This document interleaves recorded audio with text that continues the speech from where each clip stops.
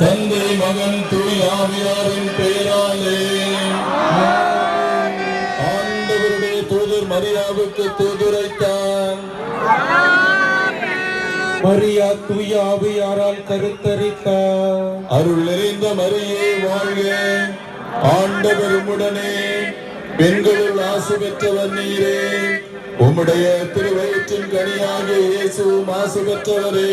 புனித மரியே, இறைவனின் தாயே, பாவிகளாயிருக்கிற எங்களுக்காக இப்பொழுதும் எங்கள் இறப்பின் வேளையிலும் வேண்டிக் கொள்ளும். ஆமென்.